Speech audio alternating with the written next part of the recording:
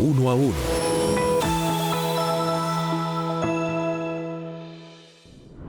Hola, yo soy Ramiro Avendaño y esto es Uno a Uno. Hoy nos acompaña Gabriel Jurado, el actual viceministro de las TIC de Colombia, un hombre con una trayectoria pública larguísima, pero también con unas experiencias de liderazgo maravillosas. Gabriel, buenas noches. Ramiro, buenas noches, un gusto estar aquí, muchas gracias por esta invitación. Y bueno, aquí estamos para hablar uno a uno. Bueno, muchas gracias, Gabriel. Como sabes, Uno a Uno es un programa que busca hablar de lo humano, conocer a las personas detrás de los personajes. Pero esos personajes que somos también nos marcan y también son de alguna manera un referente de lo que terminamos siendo como individuos. Cuéntanos un poquito de tu historia profesional y de tu historia de vida. Bueno, yo soy un bogotano de pura cepa, hincha del Santa Fe, con una historia en lo público muy interesante. Me he formado a partir de la experiencia. Yo soy abogado, estudié ciencias políticas, derecho de las telecomunicaciones y toda la vida he estado metido en este mundo de las telecomunicaciones, que es un mundo apasionante, el poder llevarle a la gente conectividad, el poder transformar la vida a partir de la tecnología. Ha sido algo muy apasionante. Recuerdo por allá en el año 91, cuando no habían celulares, cuando lo más moderno era Vipers, a mí se me ocurrió con un amigo de esa época que tenía unas frecuencias de radio, tener una especie de walkie-talkie conectado al teléfono, y bueno, eso fue toda una sensación en esa época. Y ha sido un tema como de goma, el tema de las telecomunicaciones, y me la he pasado en ese mundo. Voy a lo privado un poco, a la consultoría, vuelvo a lo público, porque lo público tiene una cosa muy, muy chévere, Ramiro, y es que cuando tú estás en lo público y uno logra hacer algo, ese algo que uno hace en lo público siempre impacta. Y siempre es mirar que eso que uno quiere impactar sea algo positivo. Esa es la magia de lo público. Bueno, y yéndonos un poquito a cuando empiezas a buscar tu vocación, ¿qué surge primero? Esa vocación de servir, que es muy evidente para los que te conocemos, el gusto por el derecho, el gusto por las telecomunicaciones. ¿Recuerdas cómo sucedió, cómo se fueron juntando estas tres cosas? Yo creo que eso es una mixtura que se va dando con la vida. Digamos que cuando yo estudié Derecho, siempre lo público me gustó. Cuando empecé en este mundo de las telecomunicaciones, empecé a profundizar en los temas técnicos. De hecho, hay gente que cuando no sabe que soy abogado piensa que soy ingeniero, lo cual es muy chévere porque pues finalmente uno se va metiendo. A mí me pasa al revés. Cuando la gente no sabe que soy ingeniero, piensan que soy abogado. Es abogado, ingeniero litigante. Exacto, exactamente. Ingeniero litigante. Pero es muy chévere porque uno se va metiendo en el tema, se va metiendo en las cosas y va uno aprendiendo, y esa transición te la va dando la vida. Yo debo decir que ser abogado es tal vez una de las cosas más bellas que me ha pasado, porque el estudiar Derecho, el ser abogado, es una de las cosas más integrales y transversales para todo. A mí me ha servido muchísimo en la vida para todos los cargos que he desempeñado. Y ya metido en este mundo de las telecomunicaciones, mucho que más me ha servido, claro. Esa es una transición que te va dando la vida, no es algo que tú te programas, sino que la vida le va dando a uno ese impulso y esa acomodación para lograr lo que hoy es el cargo que hago, lo que he hecho hacia atrás, mis cargos anteriores en la Comisión de Regulación, en este mismo ministerio, en la Presidencia de la República. Son cosas que te van marcando y que cada día uno aprende más. Lo maravilloso de la vida es que cada día que uno se levanta aprende algo que el día anterior no sabía, y eso es lo que va construyendo la experiencia. Las abuelas dicen las canas, pero realmente es eso, es la acumulación de las experiencias del día a día la que te enseñan a que cada día puedes ser mejor, a que cada día puedes dar más cosas, a que cada día puedes tener mejores resultados, y esa es la evolución de la vida.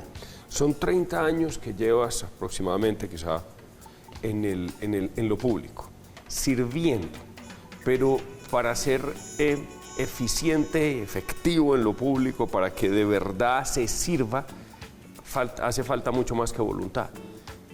¿Cómo has hecho para sumar el conocimiento, las formas, etcétera, para que lo que haces efectivamente tenga los resultados que esperas? Yo creo que una cosa que es básica en la vida pública es entender, como lo dice la denominación del cargo, que uno es un servidor público. O sea que uno está para servirle al público. Y eso es muy importante tenerlo porque cuando uno llega con una agenda cuyo propósito es acertar, las cosas fluyen mucho más fácil.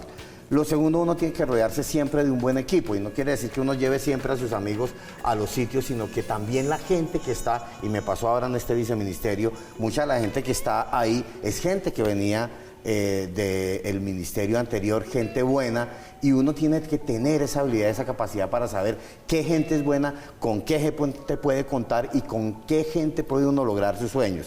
Lo segundo es que uno sí tiene que soñar en que efectivamente va a lograr un propósito, que lo que va a hacer un acierto y va a trascender a la vida de mucha gente. Y justamente en conectividad, que es en lo que estoy ahora, pues uno cambia la vida de la gente.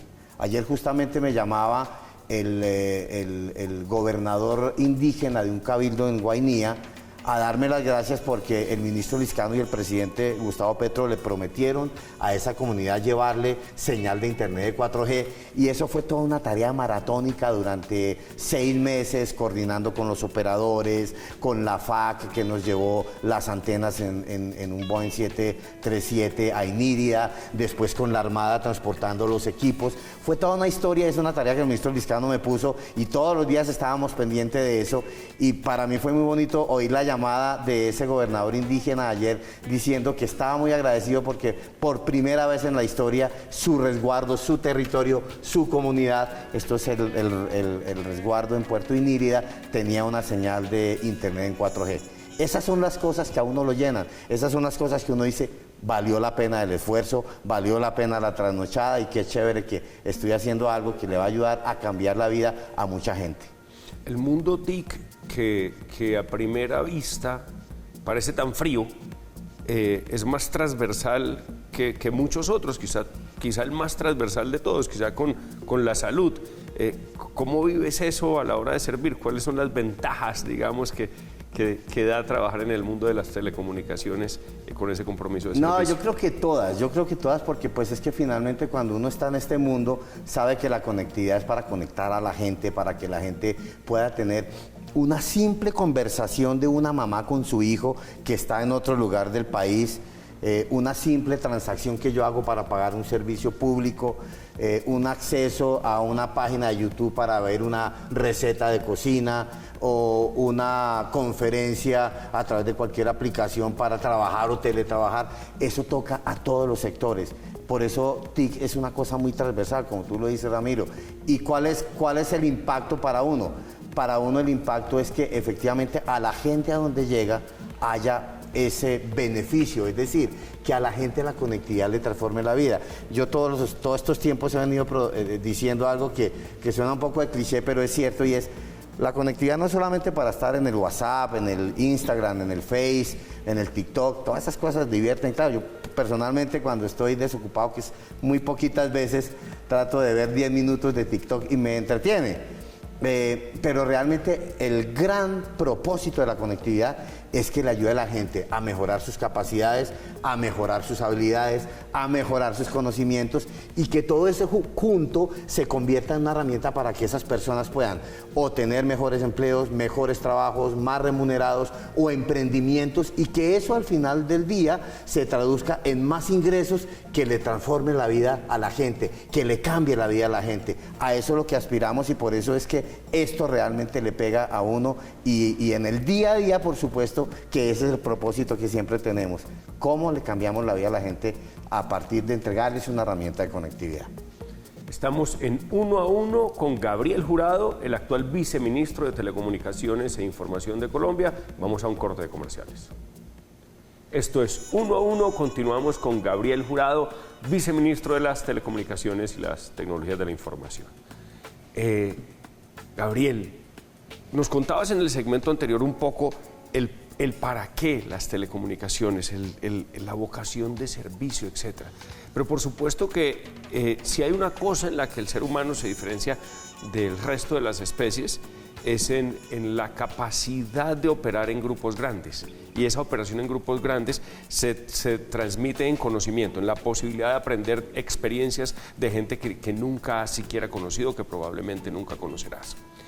en lo que tiene que ver con la gestión específica en tus distritos roles. Si quieres, hablemos hoy del viceministerio. ¿Cómo se hace para progresar con tantas diferencias políticas, con tantas ideas alrededor? ¿Cuál es tu manera de lograr los éxitos que estás logrando? Porque para nadie es un secreto que lo que está pasando, por ejemplo, con las licitaciones de 5G, es inédito en tiempos, es inédito en entendimiento y comunicación entre operadores y gobierno y otras entidades del Estado.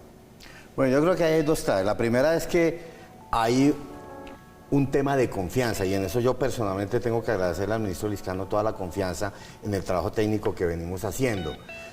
Lo segundo es que a esto sí hay que quitarle el matiz político. La conectividad tiene la ventaja de que le llega a los de derecha, a los de centro, a los de izquierda, a los gordos, a los flacos, a los altos, a todo el mundo le llega. O sea, eso no tiene ninguna distinción y no tiene por qué tenerla. Yo creo que una de las cosas más importantes aquí es ver el propósito de país al margen de cualquier ideología. Es decir, esto no puede tener una ideología roja o azul. Estaba diciéndote que esto debería tener una ideología que se enmarcara en el tricolor de la bandera de Colombia, porque finalmente es un propósito de país llevar conectividad.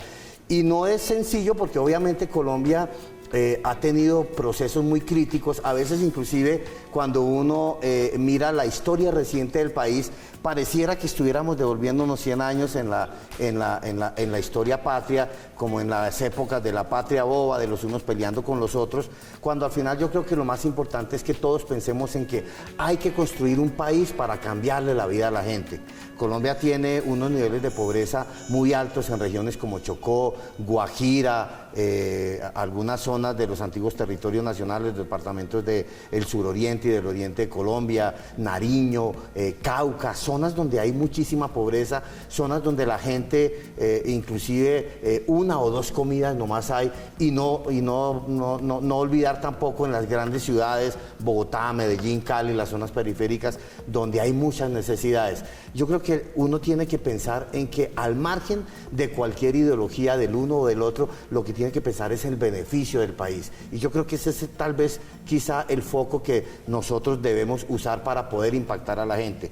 Cuando uno impacta a la gente sin importar de dónde viene y para dónde va, sino en el beneficio de esa gente, es que empieza a lograr resultados. Y yo creo que eso ha sido parte del éxito de esta gestión, porque obviamente nosotros estamos pensando en un plan de conectividad que le llegue a esa gente de la periferia, a esa gente que nunca ha estado conectada, sin ninguna razón distinta a incluirlos en una sociedad disruptiva como la de hoy, que es un mundo de tecnología y de comunicaciones, en donde si yo dejo a esas personas sin conectividad, cada vez va a ser más difícil igualarlas y poderlas subir en el acceso de ingresos y poderles nivelar su condición de vida. Por eso es tan importante que de alguna forma, digo yo coloquialmente, quitémonos los guantes y trabajemos todos juntos por este país. La cosa sería mucho más fácil y tendría muchos más resultados.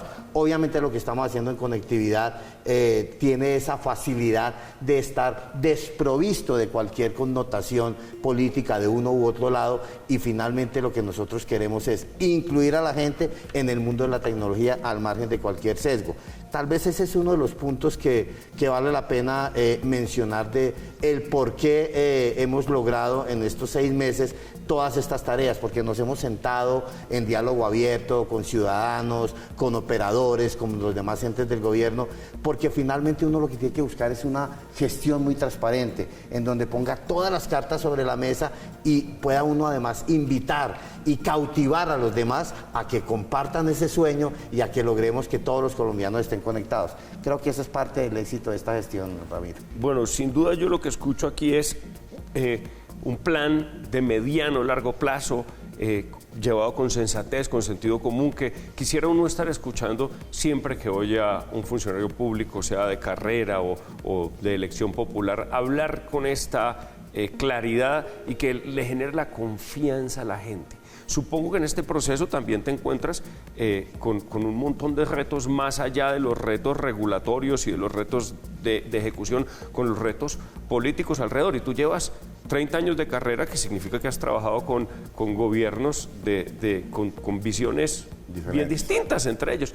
¿Qué consejo le darías tú a funcionarios públicos que quieran de verdad servir al país para lograr navegar diferentes aguas y que al final se cumpla el objetivo de servir a la gente? Yo creo que el objetivo, la recomendación tal vez más importante es que uno como funcionario público tenga una sola agenda y esa agenda sea el bien común. Cuando uno se orienta a que lo que va a hacer es el bien común, es generar aciertos en el cargo en que esté, es generar aciertos, es generar beneficios para el país, lo demás sale, lo demás no importa. Porque cuando mi propósito es acertar para que haya una política, un programa, un plan que ayude a la gente a mejorar su calidad de vida, eso es suficiente para orientar una labor exitosa. Y eso además va desarmando un poco a la gente de guantes, porque cuando uno trae al de la izquierda y al de la derecha y al del centro, le dice, venga, trabajemos juntos y hagamos que esto suceda porque es por el bien del país, finalmente es difícil que alguien se oponga. Yo creo que esa es tal vez la recomendación más grande que le daría a alguien que llegue al servicio público. Muy bien, doctor Jurado, ¿cómo inspirar a los jóvenes que hoy quizá le tienen un poco más de miedo a entrar a participar en política y en el sector público? Yo creo que hay algo que es muy importante, yo lo decía al principio, Ramiro, de esta entrevista, y es, lo público tiene una magia, y es que en lo público cualquier decisión que uno tome trasciende, tiene impacto, sea buena o sea mala. Por eso es muy importante pensar lo que uno está haciendo, pensar en el efecto, pero sobre todo pensar en el beneficio. Yo sí invito a las generaciones que vienen a que no le tengan miedo a lo público. La gente a veces dice, uy, no, qué pereza ser servidor público, que la Contraloría, que la Procuraduría y que todas las tías los vienen a investigar. No, cuando uno es transparente, cuando uno hace las cosas bien, cuando el único propósito que uno tiene es servirle a la gente, hacer las cosas bien, esos temores ni siquiera existen. A mí no se me pasa en la cabeza cuando estoy trabajando que, uy, no voy a hacer esto porque de pronto mañana me investigan. No, pues entonces quedamos paralizados y no hacemos nada. No. Hay que tener miedo cuando uno es incorrecto, pero cuando uno es transparente, cuando uno es correcto, las cosas tienen que fluir. Y sobre todo cuando uno tiene un propósito de que efectivamente haya un impacto positivo en la sociedad, eso fluye. Y lo segundo también que hay que decirle a los jóvenes ahora es que hay que armar buenos equipos. El éxito de cualquier actividad, sea en el sector público o sea en el sector privado, es que uno esté bien rodeado, pero sobre todo uno tiene que confiar en su gente. Uno tiene que decirle a la gente, confían en su trabajo. Y una cosa que es bien importante, y es que cuando uno logra que la gente que lo rodea comparta el sueño que uno tiene, y ese sueño que uno tiene no se vuelve en mi sueño, como en este caso como viceministro, sino en un sueño de todo un equipo, es muchísimo más fácil hacer las cosas, porque todos estamos pedaleando en el mismo sentido. Es como un equipo de fútbol. Realmente, todos hacemos pases, no importa quién haga el gol, lo importante es ganar el partido. Entonces es súper clave que uno tenga un equipo completamente más que comprometido, inspirado y como compartiendo ese sueño que uno tiene de un país, en este caso un país conectado. Esto es 1 a 1, estamos con Gabriel Jurado, viceministro TIC de Colombia. Vamos a un corte de comerciales. Continuamos con Gabriel Jurado, viceministro TIC de Colombia. Gabriel, nosotros en Canal 1, cuando nos preguntan por el tema político, yo suelo responder que no somos apolíticos, pero que somos apartidistas, que queremos defender las libertades individuales, las libertades económicas, la libertad de expresión, la libertad de prensa, la dignidad. Y al final, este programa tiene como propósito contribuir en la construcción de paz, entendiéndonos como personas, no oponiéndonos inmediatamente. Nos has contado cómo funcionas, con qué inspiración funcionas. ¿Cómo es tu vida en la casa? ¿Cómo quieres transmitir este tipo de cosas a tus hijos, a tus nietos, que entiendo que ya tienes una nieta? Una nieta que es la que manda en la casa. No, yo creo que lo que uno es en el trabajo también lo refleja en su casa. Digamos que en mi forma de ser siempre he sido una persona que trata de conciliar, de construir puentes, de hablar mucho. Yo con mi familia siempre hablo, mi señora, mis hijos, mis hermanos, con todos siempre tengo un diálogo abierto, siempre constructivo. Es muy particular, pero cuando yo era niño, cuando yo era muy pequeño, mi mamá, que en paz descanse, cuenta, y yo lo recuerdo, yo era muy mal geniado. Y a mí me decían el honorable cascarrabias porque era disque terrible. Yo no me acuerdo mucho de eso, pero es que era terrible. Pero al final la vida le enseña a uno a que uno tiene que tomar pausas, a que uno tiene que reflexionar. El mal genio realmente no sirve para nada. Yo creo que construir sobre el diálogo, sobre entender al otro, sobre saber que no toda la verdad que yo tengo es la verdad de los demás, es la base del respeto. Las diferencias hacen efectivamente a cada ser humano autónomo en su forma de pensar. Pero parte de la convivencia en cualquier sociedad o en cualquier familia es justamente respetar esas diferencias. Y yo creo que eso es base para que la vida sea mucho más armoniosa. Y en mi vida de familia, por supuesto, siempre ha sido así. Y bueno, ahora que tengo nieta, que es tal vez la experiencia más maravillosa, porque uno como abuelo, tengo una sola nieta, Valentina, tiene 8 años, es la que manda en la casa. Uno no cría, sino uno malcría, porque finalmente la responsabilidad es de los papás, pero uno es el que alcahuetea. Entonces, en esa vida de familia creo que uno siempre refleja lo que es en su vida también profesional. Y una cosa que es bien importante, y es que yo puedo tener los problemas terribles en el trabajo, pero nunca llego a mi casa sin una sonrisa, porque finalmente los temas del trabajo se quedan allá, en el trabajo. Obviamente estos son puestos y cargos muy absorbentes, pues en parte la vida familiar termina muy sacrificada, porque yo salgo en mi casa, hay días que salgo a las 5 de la mañana, 5:30 de la mañana, por tarde 6 de la mañana, estoy llegando a las 10:30, 11 de la noche, entonces eso supone un sacrificio para la familia y es apenas lógico porque la responsabilidad que uno tiene de sacar los temas que tiene a cargo pues es muy grande. Uno ni puede defraudar al país, ni puede defraudarse uno mismo, porque finalmente también, digámoslo, Ramiro, esto es un compromiso con uno mismo. Uno dice, yo tengo que sacar esto adelante, yo tengo que lograr que estos procesos que estoy adelantando, el plan de conectividad, la subasta, toda esta reorganización que estamos haciendo al interior del ministerio y en el marco reglamentario y normativo, salga para que este sector funcione, para que más colombianos tengan conectividad. Todos esos son retos personales, pero al final sí es importante nunca olvidar ese espacio de la familia, de la casa, que es un espacio en el que también uno tiene que encontrar como ese relax, en el que uno encuentra como esa paz, esa tranquilidad y esa relajación. Y esa es básicamente como la dinámica del día a día, ¿no?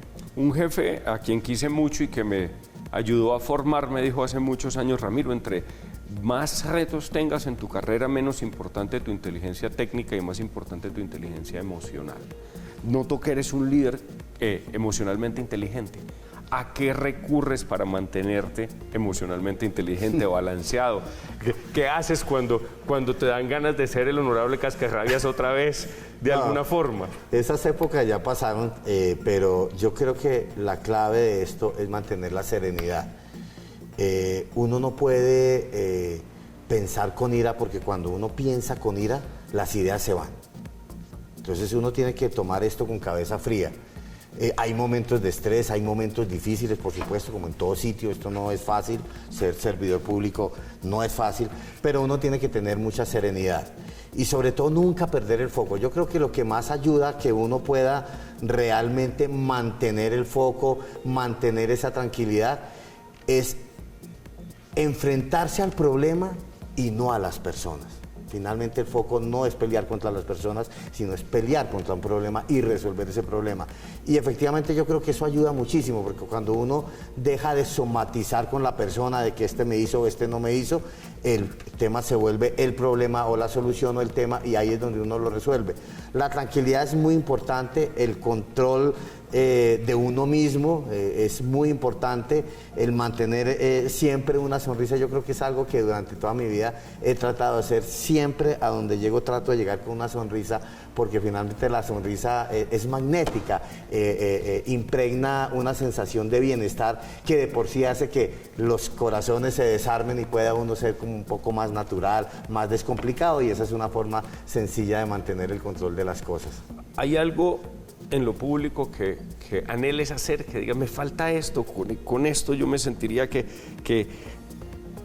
logré cerrar como necesitaba, aunque estás muy joven, no estoy diciendo que sea el cierre de tu carrera, pero que tú digas, listo, ya está completo, todo chuleado, esas cosas que sientes o anhelas por dentro? Bueno, yo creo que hay muchas cosas que uno quisiera hacer, y en particular yo creo que es algo que todos los colombianos queremos, y es tener un país muchísimo mejor, un país con mucho más bienestar, un país donde un niño no se acueste sin comer, un país donde un niño tenga su escuela, tenga conectividad, tenga acceso a todos los medios de información, un país donde cada mamá, madre, cabeza de familia tenga un ingreso, un país en donde uno pueda circular por cualquier lugar del territorio sin ningún susto, sin ningún miedo.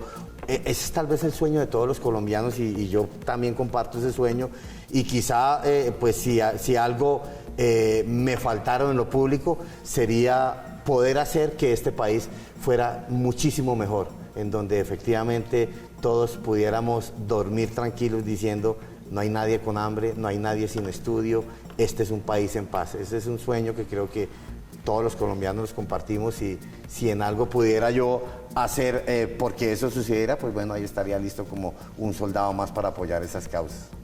Gracias, Gabriel. Esto es Uno a Uno. Yo soy Ramiro Avendaño. Nos vemos dentro de 8 días. Uno a Uno.